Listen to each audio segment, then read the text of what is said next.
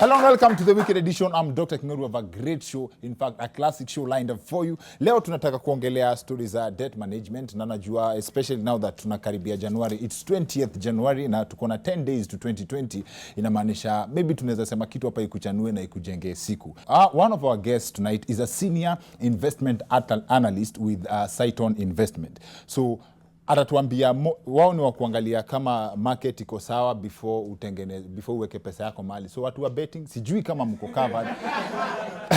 But tunaweza try tuone scope yake inafika wapi. So David Kingo is in the house.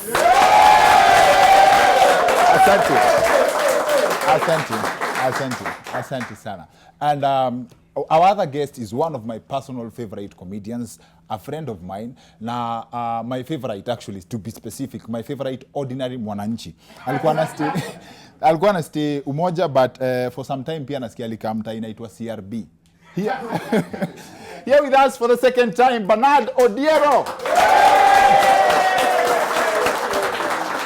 And now, nimeshawambia, the subject on our show leo ni debt management. How do you protect yourself from debt? How do you enter into debt strategically? And how do you get out?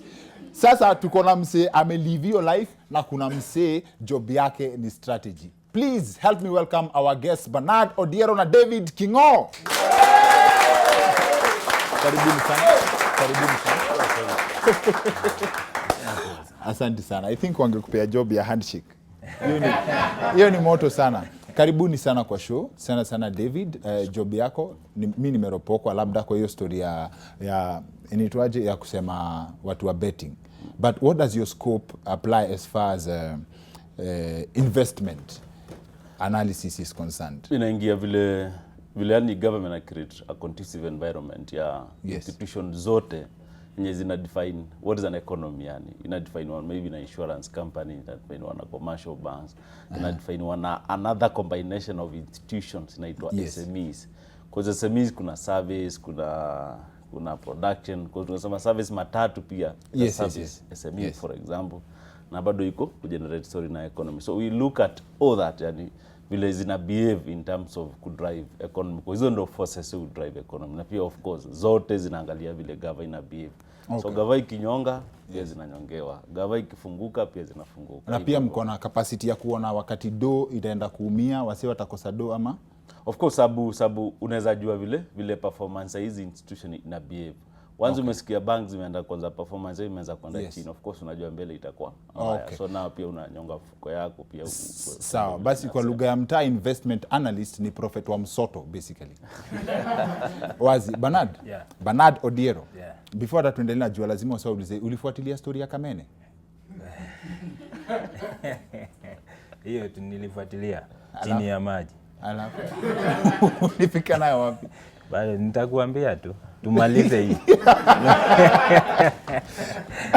Haya, uko kitu inaumiza wasee wa kawaida.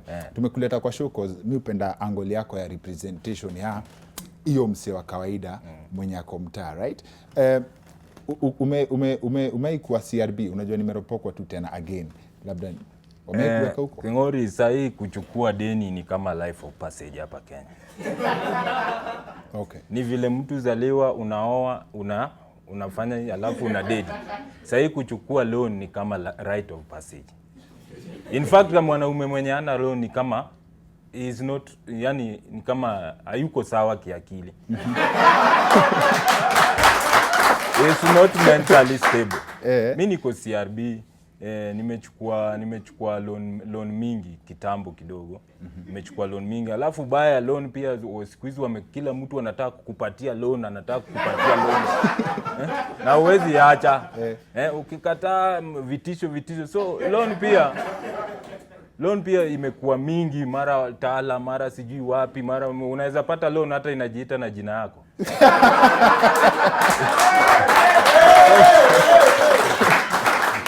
Na shida. So shida huko mtoto ndio ule atakuchukua loan.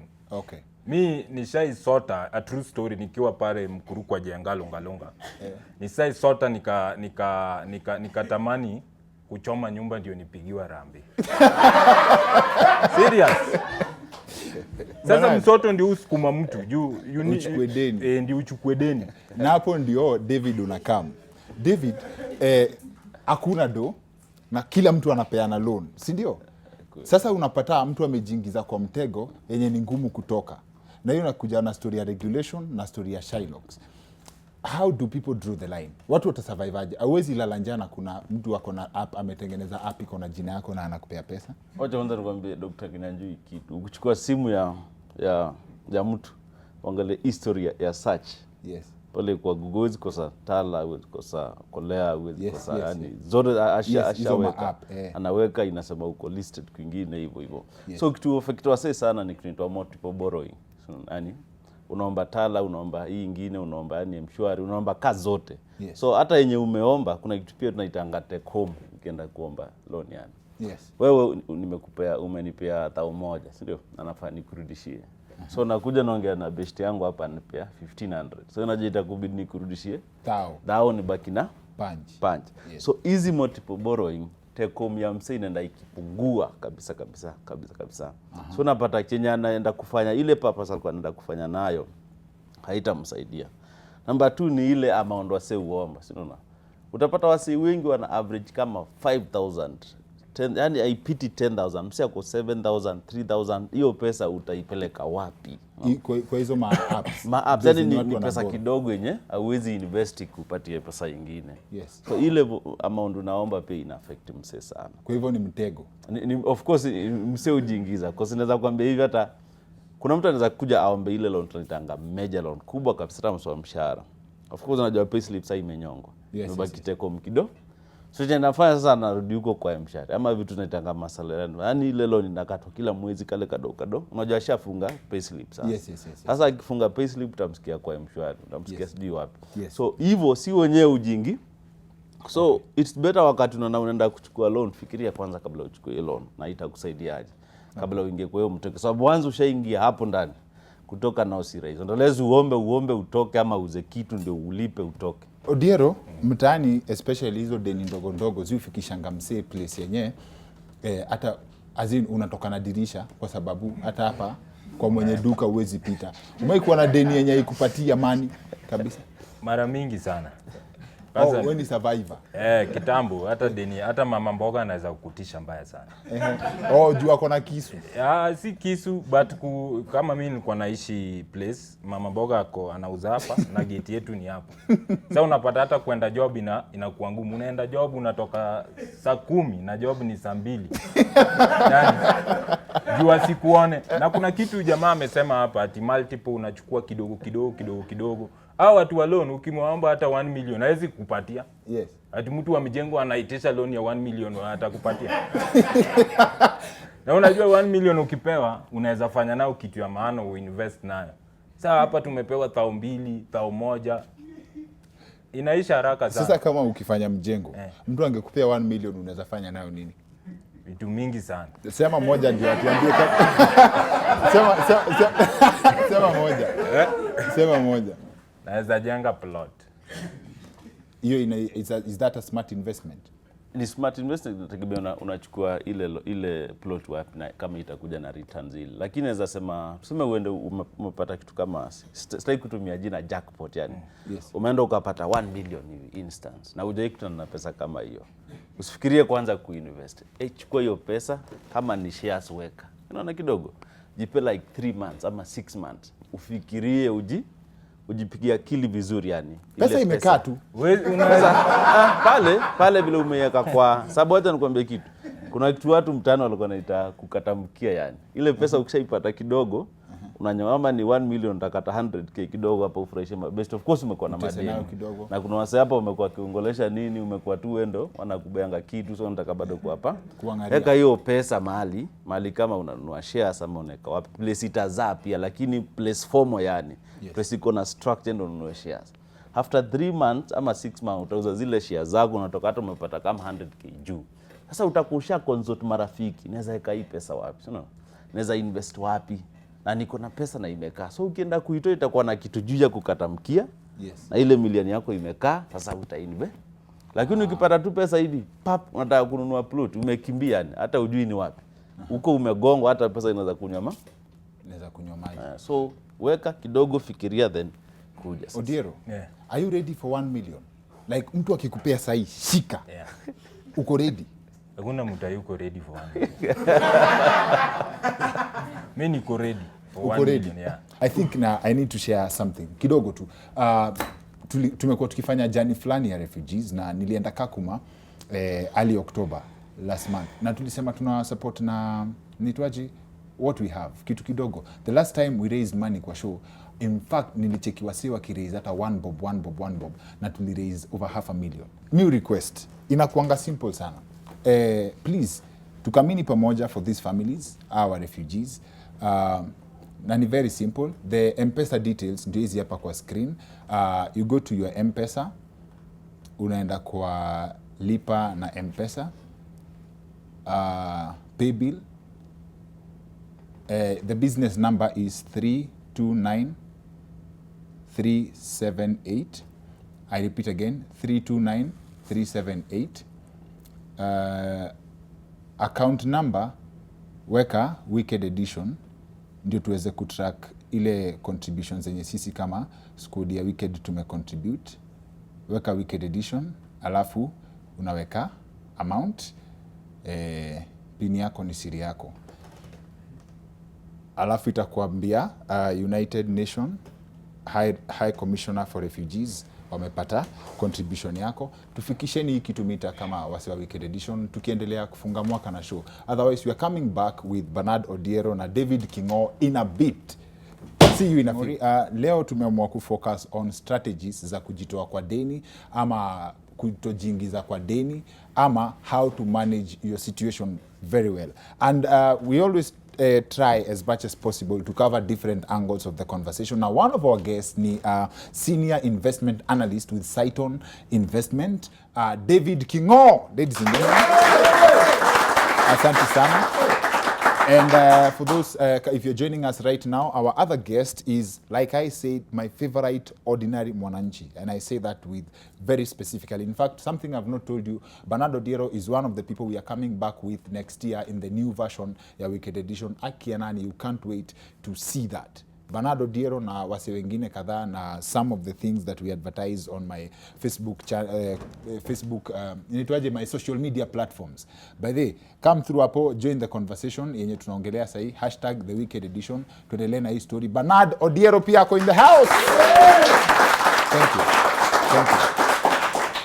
Thank you. Before niende kwa Bernard, David, kuna noma fulani hapa. Like msee ukieka 1 million, ama okay, tuseme acha turudi kwa Odiero. Ukiweka 10,000 umeilock.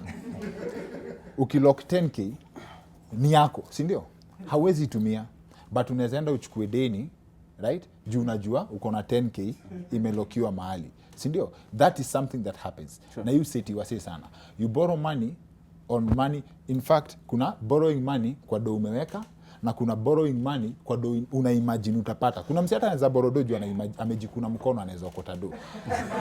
How do you manage such? Kuna kitu fulani inaitwa, tulikuwa nasema hivi, ukipeana mkopo ama ukipeana loan tunaita the way you borrow. Yes. Determines the way you will pay. Okay. Yani vile utaomba inategemea vile utalipa. Yes. Ukiomba ita reckless, yani kulipa itakuwa bado reckless, itakuwa noma sana. Mtasumbuana na msame kupea do sana. Okay. Ena maanisha umeomba ile pesa ukuwa na purpose, unaona? Okay. Number 2, yani vile utaenda kulipa koza huko na purpose, hakuna mali ulipeleka hiyo pesa. Huko upeleka kitu any constructive. Usiombe loan uende kufanya vitu yani social welfare. Stick to loan. Tesa na pesa ya loan. Hauwezi tesa na pesa ya loan. Na ukisema mtu asiboro kwenda kutesa, mtu kama Odiero anaweza boro aende atese na ugali. Sio ni basic. Hiyo ni basic need. Ni basic need to this extent. Yani kuna kitu naitangwa pocket to mouth yani. Yes. Yani ile pesa umetoa kwa mfuko ukaenda ukekelea kwa meza ukakula. Yes. Isikue hivyo. Kama unataka kufanya my investment namba biashara, ile pesa chukua weka kwa biashara ikupatia kukula na ingine ya savings hivyo. Okay. Then this country, yani kacha yetu hatuna mambo na saving. Saving is not, yani si kitu yetu sana. It's not a culture. Sisi upenda tu kuspend yani. Savings culture bado haijakaa vizuri. Na haijakaa vizuri sababu hakuna avenues za kuonyesha unaweza save. Vile ule msali uliza pale yani yani hawajui, yani kila mtu wako tu nani kutoa ni M-Pesa iko, agent iko, kila mtu. Ile section yao ya kusave nayo haijailetwa vile. Yani vile section ya kutoa pesa ililetwa. Okay. Now wing ya savings ingeletwa hivyo ingekuwa mzuri pia. Okay. Kuna wasi wao argue that ukijipata umesota, una get, you are not supposed to downgrade. Kama uko kwa nyumba ya 50k na umejipata do yako imeshuka mpaka 50k, usi downgrade, ngangana kimwanaume. Na hiyo inaingiza wasi kwa noma juu unapata unaenda kudig kwa negatives. Does it mean that sasa to introduce angle ya faith hapa, ukijipata in a financial situation, because you pata kila mse, no one is immune to that, unaget. Kama especially kuna conversation wase usema sahi healthcare system ya Kenya ni mbaya sana, such that mtu yote yako kwa middle class, you are a disease away from poverty, right? So let's say umejipata kwa financial situation, is it advisable sa ingine udowngrade, ubalance na the times, ama you work harder uendelee kuteseka mpaka mali vitu zitakuwa poa? Kuna research fulani ishaifanywa na hizo maneno, ilikuwa inasema mtu akishuka, yani income yako ikishuka kidogo, mtu ashuki anaka parallel, yani ainuki literally, anakanga parallel, ainukangi. So kama ulikuwa unaishi nyumba ya 5k, huyo mtu alikuwa aenda nyumba ya 7,000 lakini income imekuwa shida. So literally mtu ako structured ataka hivi, ataishi nyumba ya 5,000. Lakini now in the real situation, kama situation imekuwa mbaya, unashuka kidogo pia expenditure zako. Hata nyumba unaweza hama uende chini. As long as umeenda chini ukijipanga vile utainu. Okay. Usiende chini ati umeenda kutulia chini. Uende chini ukijipanga vile utainuka. Na hata hizi vitu watu wanasema, yani busy imeenda chini kidogo, ama income yako imeenda chini kidogo, so umeshuka pesa yani nyumba pesa kidogo. Lakini pia kuna hizi loan zinapeana. Wale wasio wanakuambia wanaweza kupea loan ya 10k. Kama umeketi chini ukapiga hesabu yako vizuri, unajua nikichukua 10k ndeka kibanda ya hata kama ni mayai ama yani business na fulani tena tunaweza anza. Yes. Hiyo first loan number 1. Loan number 1 ndio loan. Loan number 2 si loan. Yes. Ile loan number 1 chukua ndio ukafanya kitu kidogo itakuinua. Lakini umeshuka chini, umeanza kuteremsha maisha yako, umechukua loan number 1, ukachukua loan number 2, ukatop up loan number 1, ushaanza kwenda chini kabisa. Yes. Odiero, mimi na wewe tunaweza share common story ya vitu Nairobi imetufanyia. Si ndio? Yeah. Na wewe yako hata si tafadhali, especially kama sasa tulikuwa pressure ya madem ya do, na hiyo inaingiza wasee kwa loan sana. Mazee unaweza chukua loan uende utese weekend mzima, halafu ikifika Monday ndio unaanza kurealize umeingia hesabu mbaya. Kuna kitu kingine Nairobi imekufanyia especially na deni other than mama mboga? Deni imefanya nikalala kwa baridi, na deni pia ishaifanya yani heshima urudi chini. Imefanya vitu mingi, deni imeshafanya vitu mingi sana. Mtu anakutafuta sasa kama pesa. Mtu anakutafuta, unajua sasa hata nyumba yako unaogopanga kurudi. Mtu anakutafuta kama deni umechukua, umeomba mtu direct, achana na hizi za social media unaweza hepa.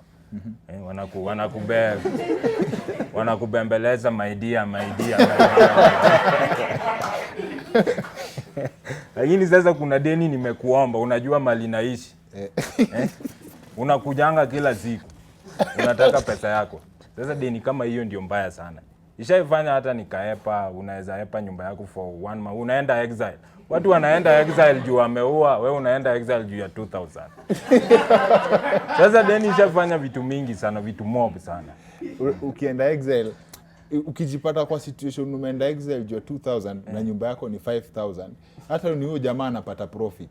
Hata ni hiyo, hata heri ni vile tu sasa watu wengine waelewangi, umwambie nitakupatia pesa yako. Ungekuwa mnaweza discuss mkae tu chini na mtu ulichukua pesa kwake, mwambie tu heri sasa ishi kwa hii nyumba.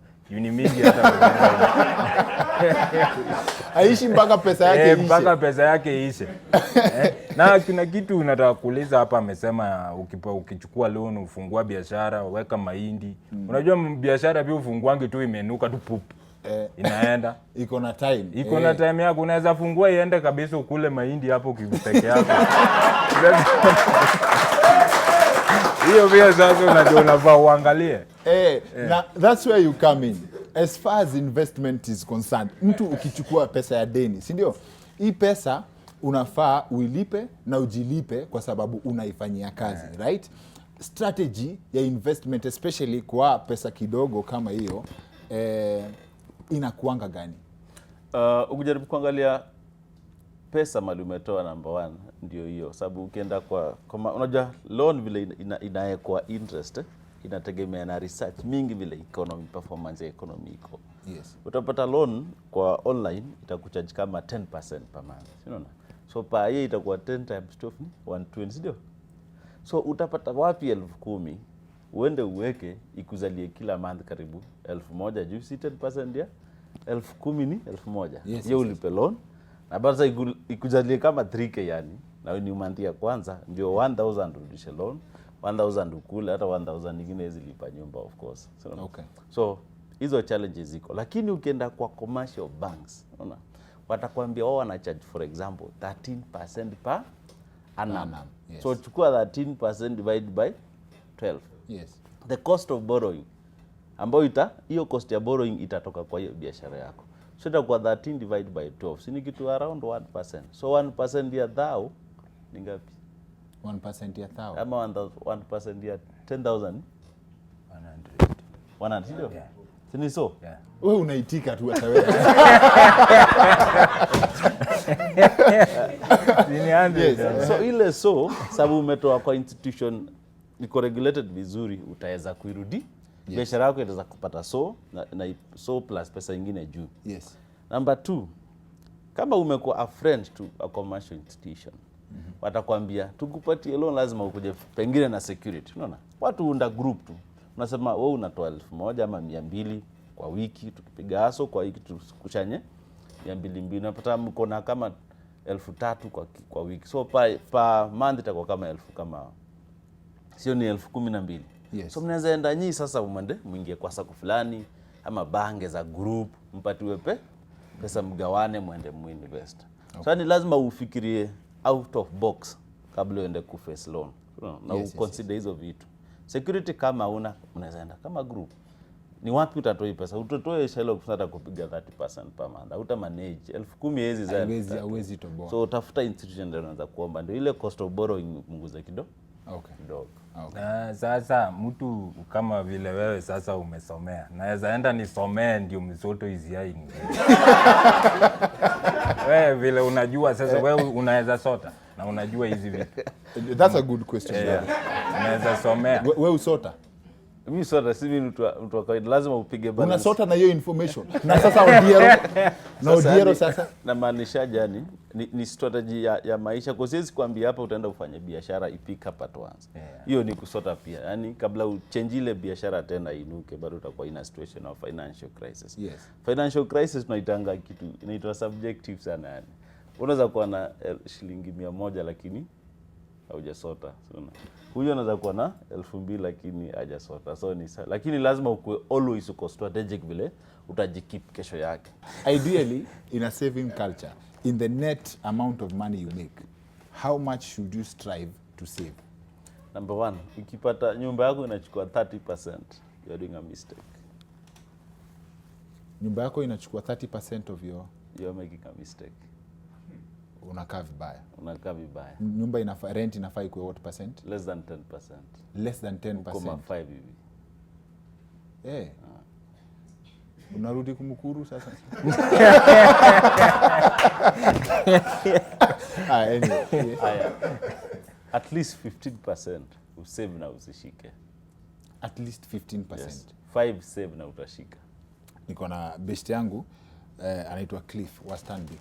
Alikuwa ananiambia hesabu fulani, tell me how realistic this is.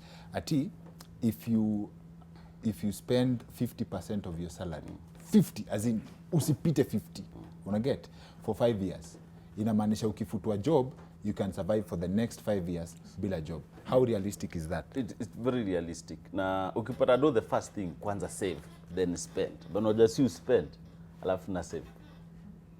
Sema hapa unapatanga 10k per month. Unajua hiyo job ikatike uanze kupata 3k. Unajua tutakuzika.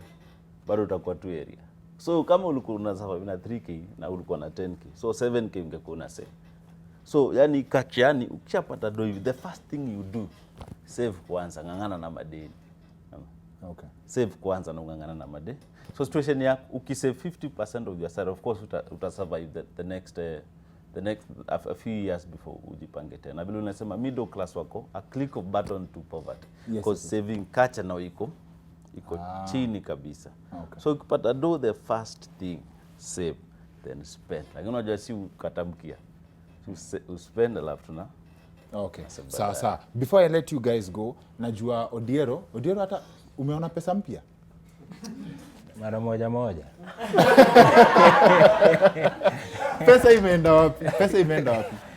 Pesa pesa vile upigwa kwa economy. Unajua pesa ni ina layman's language yani. Yes. Ni vile kama useme kuna buda yani ama mzae ndio ana kwa hiyo yani ndio breadwinner. Yes. Vile anawadishia do yani vile enda uweke biashara pale uende ufanye. Yani vile anapea na hiyo pesa ndio nasikia boys anasema niko na do, ma sister anasema niko na pesa. Gava iko hiyo. Gava ndo buda. Lazima i create an environment ya waseku kwamba malo unachukua mata yani. Okay. Atambia commercial bank tupunguze cost ya interest. Yani ndio wewe uende uchukue loan, ununue gari iko kwa mtaa, gari uemploy vijana kawa 3 hivyo. Okay. Lakini wakati structure ya gava haiko fiti kabisa. Pesa kuingia kwa economy itakuwa no. Vile wanaenda wanachukua pia wanapiga miradi na zile miradi ni international. Ukienda pale SGR tunapiga SGR, lakini sio wako pale ni wasasi wa Kenya. Ungekuwa ni wa Kenya wako pale hivi, ungekuwa unajua best yako anafanya SGR, ndio? Yes. Hapa ungekuwa na kila at least out of 10 wasi watatu wanajua wasi wanafanya hiyo job. Lakini sasa unasikia na wase 10 hapa. Unajua nani anafanya hiyo mtaa? Hakuna. So ile structure lazima ikue. Bali unakaa jetli, mtu unajua. So ile structure gava ikipanga structure vizuri, yes, itaingiza do na waswata za kufanya biashara. Lakini we give it time bila imetoa interest rate. Okay. So we hope sasa wase common wataenda na kuboro wase, for example tu msantaka kwanza kinyozi yake big ample wase 5 ataenda banga pewe do sasa. Wapi makofi yao mazee? Thank you very much. Asante sana David for coming through. Bernard, asante sana. You'll see a lot of Bernard na mwingine anaitwa Coconut and very many others. I think mwingine anaitwa Jerry na wasi wengine. It's a concept that we want to try out next year coming through na itakuwa poa sana. You can trust me on that. Alafu vile tumesema tafadhali tunaweza endelea na bandwagon ya kusaidia hiyo cause yetu ya refugees ya UNHCR. Sema kama hii season ya December ukicontribute maybe wanaweza enda kwa course nyingine ya kupata food, but sasa weekend edition we focused on education. When we started this course tulisema tuna focus on education. For example, wenye tuna pool inafaa iende kutengeneza tuseme classrooms for ASE. Kama nimewambia ASE wako na shule yenye watu wanaenda in shifts. Mimi sijawahi sikia kitu kama hiyo. So tukicontribute kitu yote uko nayo, as much as your heart is willing to give na yenye tu uko nayo, hata kama ni 1 bob. Niliona wasiwa kitu wa 1 bob na tulipitisha over 500,000. That's progress. Saidieni tufikishe hii kitu mita. The details are here on your screen. That said, that's it for the weekend edition. See you next week. My name is Dr. Kingori.